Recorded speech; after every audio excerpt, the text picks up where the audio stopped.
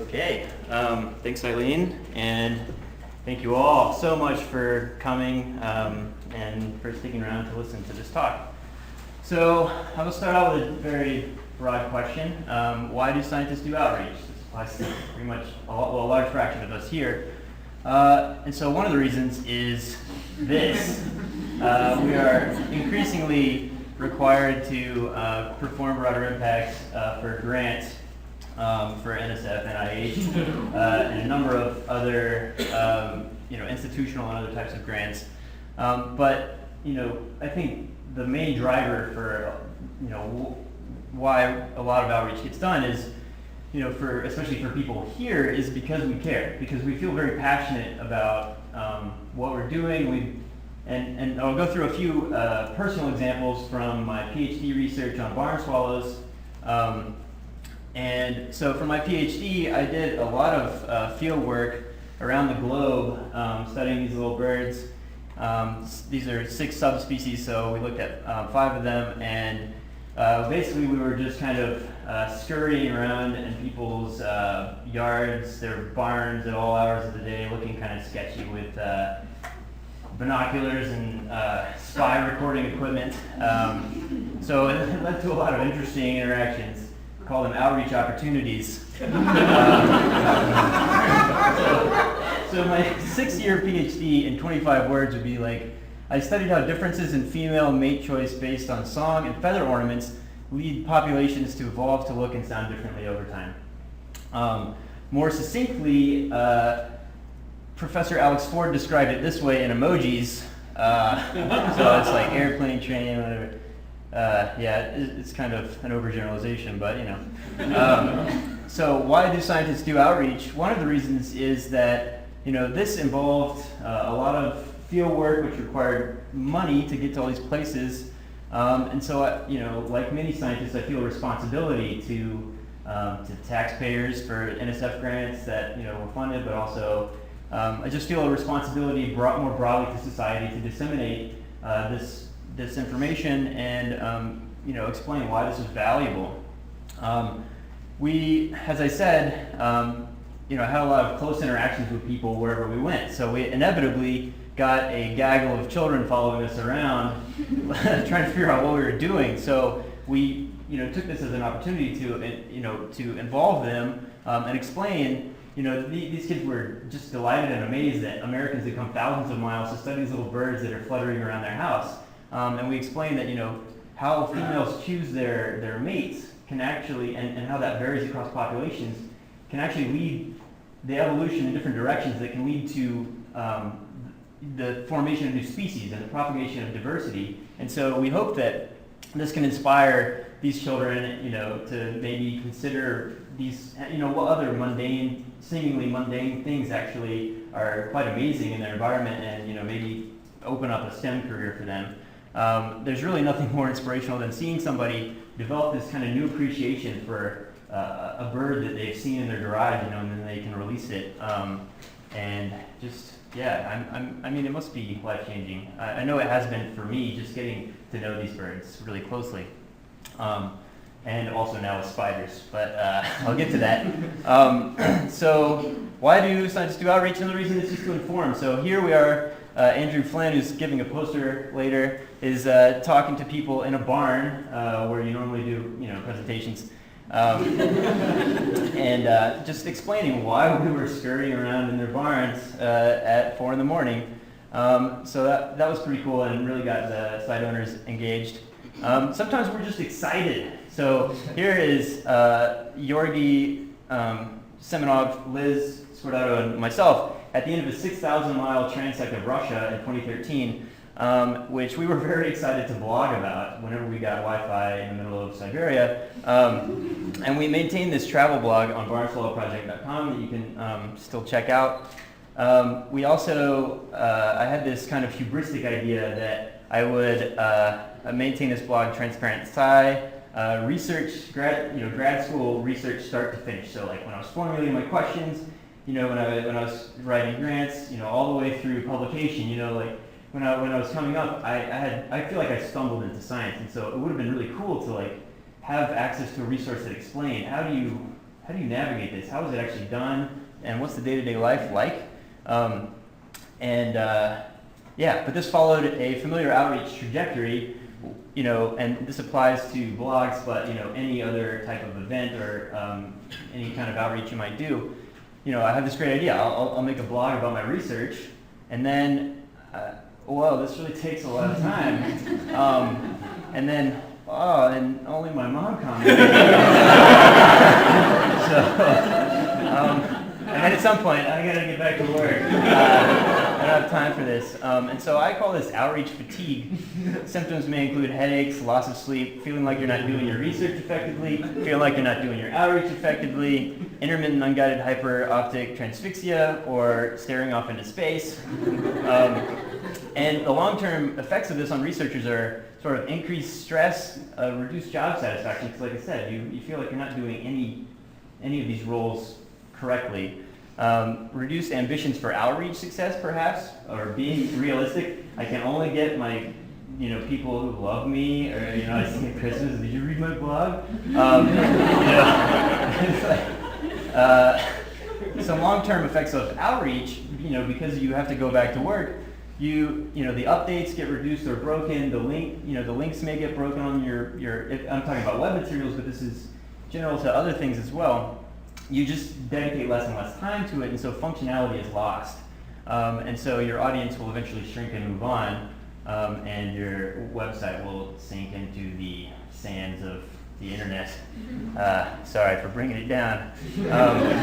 So I think the problem is we're asking too much of scientists. So, as scientists, we have these required duties that tenure committees care about. So you have to do research, publish papers, write grants, win grants, design courses, teach courses, mentor students, serve on committees, and then you have these other things that have to happen or the whole system collapses, but really nobody's watching you on this. Reviewing papers is a clear example of that. But in terms of outreach, you have to come up with outreach for these grants. And as we learned at the Navi workshop, this takes a lot of time on the front end, just mapping things out. You have to work out a lot of logistics and collaborations, connections with people. You have to get letters of support. Then you do the outreach, and then you're like, oh, I'm glad that's done.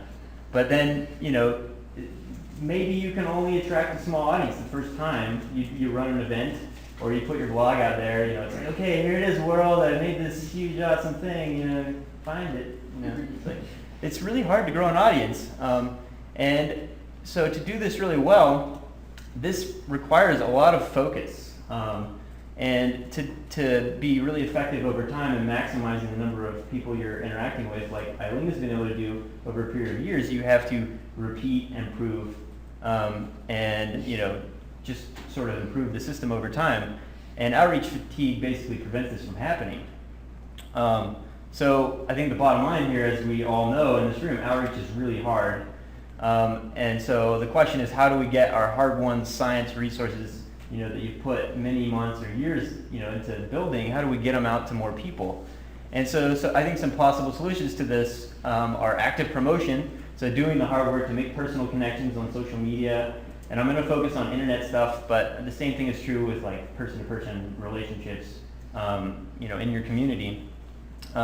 Preferably somebody else should do this, because my whole sort of point is that scientists are being asked to do too many things, and they don't have time or the training to do that, really. Although many of you are gaining a lot of that training by coming to this conference today. And a key thing here is going to be collaboration. So if we can cross-promote each other's projects, we can help each other, because if we can each, get our moms on board, then we all have moms. Our small audiences will combine to a larger audience. And so that's where Numbat Media comes in. And this is a project that I'll start with Numbats. Who's heard of a Numbat? Who doesn't know me? Yeah. So that's part of why I chose that. They're an endangered marsupial anteater in Australia. There's less than 1,000 in the world today, and they have a funny name. I don't know if you noticed that. And so I think as a symbol, they speak to the fragility, beauty, and humor of life, which are all things that I wanted to imbue this project with. And so I started this in February, and the idea is to connect scientists, including myself, to the general public. And so specifically, I want to grow an audience on Twitter, Facebook, and Instagram. So we also have a webpage, numbatmedia.com. Check us out, follow us, so forth. But the idea is to promote my work, but also allow a forum for other scientists to plug into. So you don't have to do all the heavy lifting. We can work together to do something bigger than our individual parts. But a really key thing here is to promote existing outreach, because I found that once I started getting excited about science communication and outreach, is that there are so many amazing things that are being done. We've heard about many of them here already, and you just don't have any way of finding out. Like, have you heard about this? Every time I talk about outreach, somebody's like, have you heard about this project? I'm like, no, why? I mean, that sounds so awesome. But there are amazing videos, blogs, podcasts, all types of citizen science projects out on the web, and they're just kind of scattered everywhere. And they're each, if they're very successful, are getting 1,000 followers. But at most it's usually 100 or a few hundred, right? And I would argue that if for any of this to be worth our time and effort, we need to be making a larger impact, and to do that we need to work together. So increasing connectivity and the impact of science communicators, which is also part of the mission of this whole conference. So what do we do at Numbat?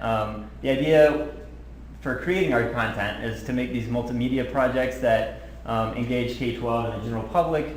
So we have photo galleries contributed, and one of the requirements is this needs to be coming from scientists, because I feel like that's the missing piece. There are many great science journalists, like Carl Zimmer, who are doing a great job at advocating for science, but we need direct links with scientists, given the growing energy there. And so we have these photo galleries from fieldwork. We have a blog called In the Line of Science, where Joey Hubbard, who's here, and Fernando Mateos Gonzalez contributed stories. So Joey talks about how this little tiny bird broke her arm.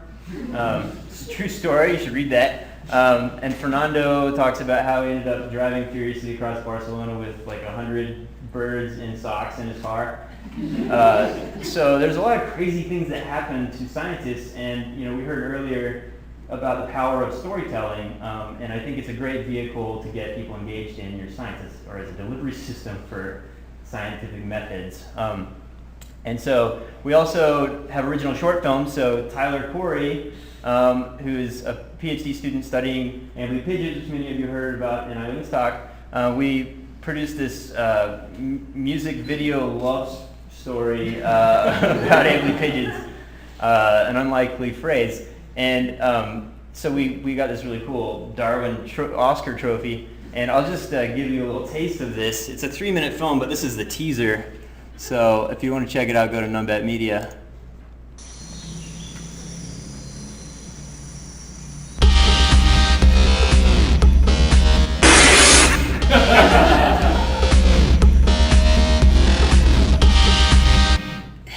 Yeah. Okay. So I mean, the idea with that is, to get kids involved, to get engaged in sort of like a different, maybe edgier style from BBC. Anyway, so we've got that. But another part, I mentioned other projects. So a former grad student of Eileen's, Malcolm Rosenthal, and his wife, Jackie Sojiko, have this amazing podcast that is, talking about science and society. Basically, in this Numbat Recommends section, I want to grow an increasing curated catalog of the best of the web in terms of these direct from scientists outreach projects. So this would be blogs, podcasts, these other categories of outreach that I mentioned. And so this is all just beginning. I think Numbat will provide a great forum for scientists to do outreach, to just plug in without too much effort by telling their amazing stories or contributing photos, things that you may already be doing, you're trying to find an audience for. Hopefully this will be an increasingly large audience for you to just plug into. And for scientists to get the word out about their existing outreach projects, we have these social media channels and the website where we can do Numbat Recommends. And then to get students to get engaged and connected to the world of science. So this is to get engaged not just the facts, but the people, their personalities, and their stories. So you can explore who these scientists are, and find out things about like Aaron Como that he likes Xena Warrior Princess, as well as being an amazing geneticist. And so we also have in the About section some sort of very preliminary ideas about how teachers might interact with this site in exercises in the classroom. So these are some stats, but basically this project needs a lot more hands. So if this sounds interesting to you, there are many ways that you could get involved and start a collaboration. And I would like to thank you for your time.